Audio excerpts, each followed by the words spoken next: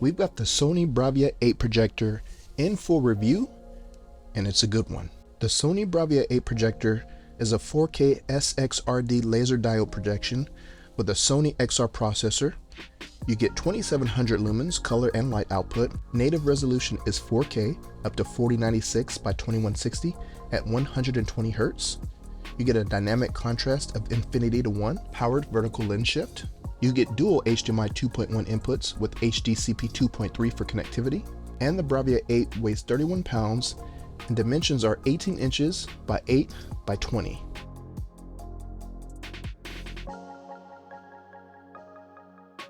Okay, so how is the BRAVIA 8's visual performance?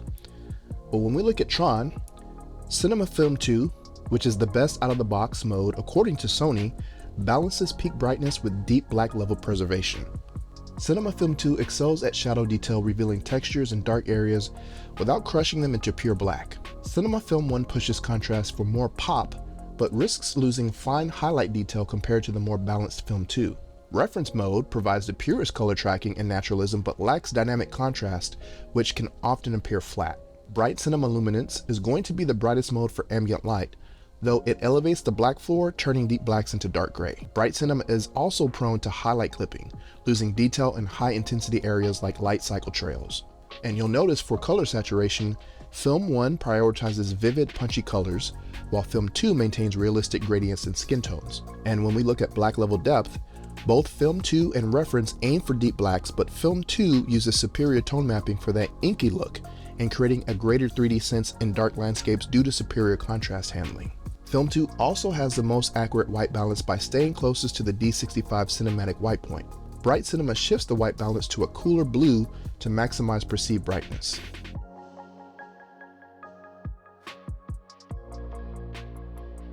With a madVR BRAVIA 8 combo, the madVR showcases and enhances shadow detail superiority. madVR reveals intricate textures that are completely crushed in all native Sony profiles in comparison. The dynamic tone mapping of the madVR applies frame-by-frame mapping to maintain clarity in near black areas without raising the black floor, which brings us to contrast precision. Unlike the aggressive Film 1, madVR creates a pop without losing fine shadow or neon highlight detail. Luminance management also gets an increase in perceived brightness significantly over reference mode while maintaining strict color accuracy and through highlight retention. And it preserves specific internal details in neon lights that internal processing of the BRAVIA 8 projector just typically washes out or blooms.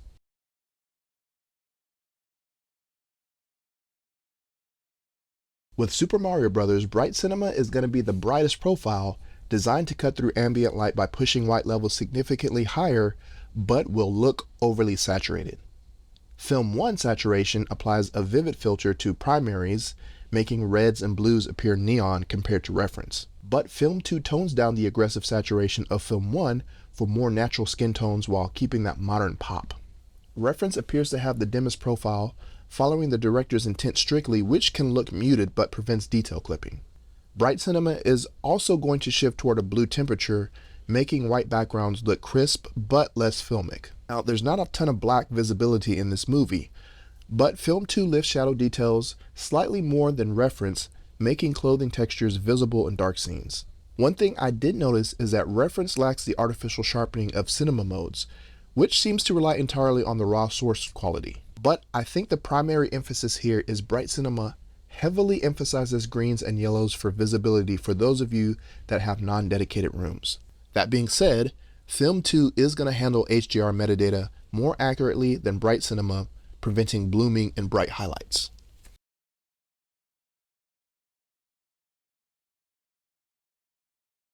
In Cinema Film 1, the denim texture in the darkest parts of Mario's blue overalls is lost to black crush.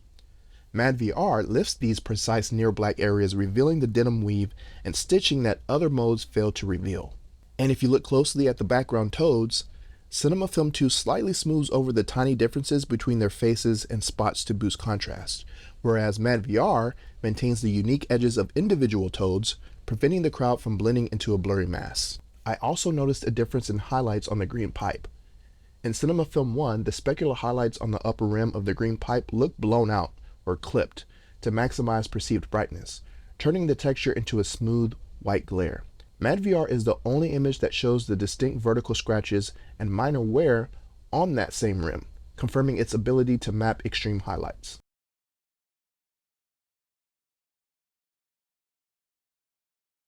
When it comes to contrast and tone mapping, I think Film 2 is the benchmark. Film 2 provides the most accurate HDR EOTF tracking, balancing searing flames with environmental detail.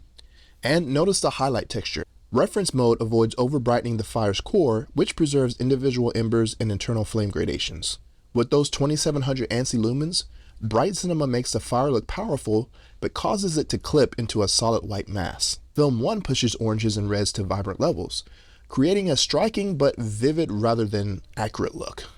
And it looks like the Bright Cinema mode uses aggressive black level enhancement to create a localized glow that feels three-dimensional.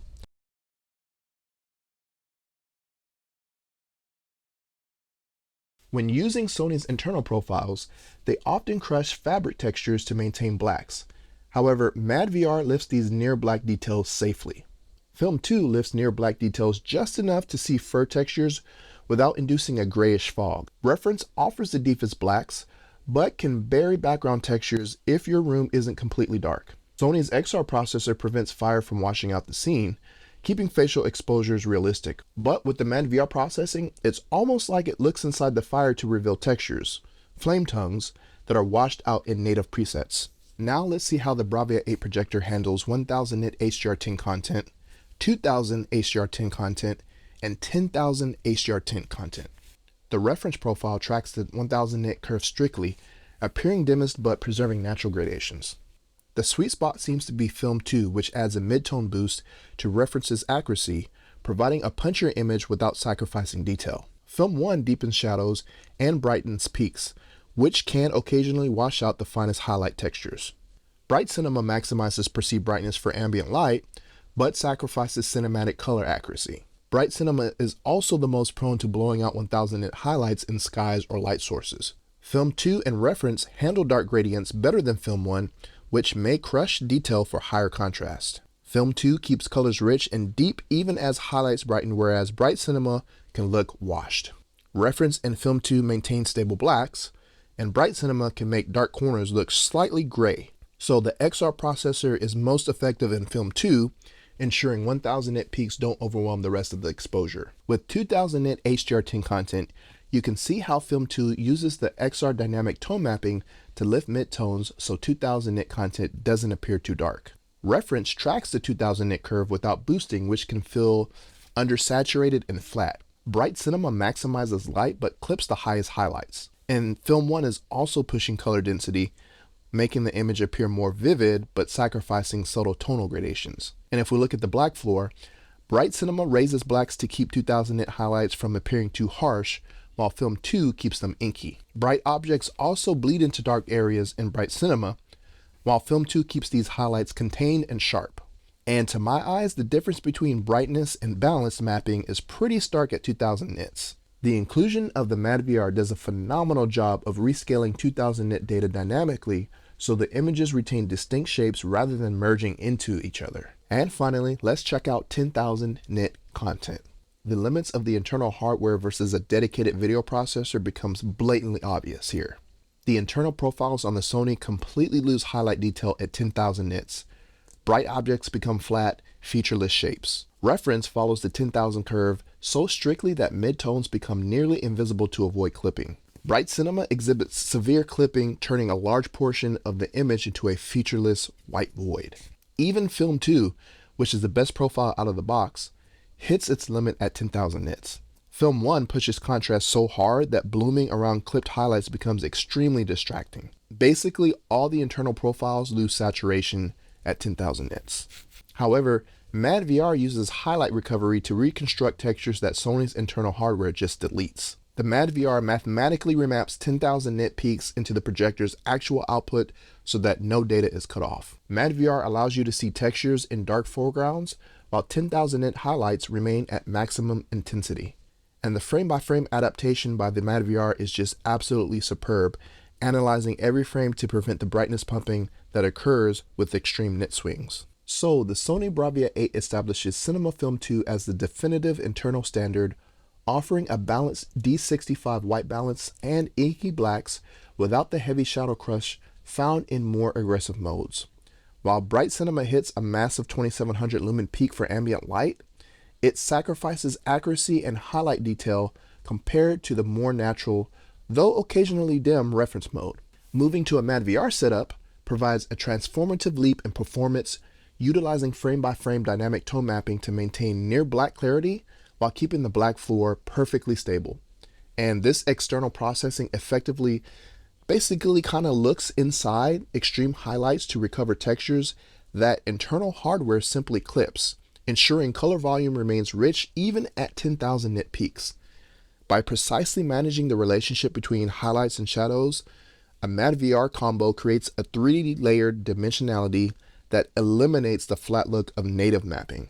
Ultimately, the set it and forget it automation of madVR removes the need for manual HDR toggling, turning the BRAVIA 8 into a consistent reference-grade masterpiece. The madVR combo eliminates processing limitations, resulting in an image that is both technically more accurate and visually more impactful than any internal profile on the Sony.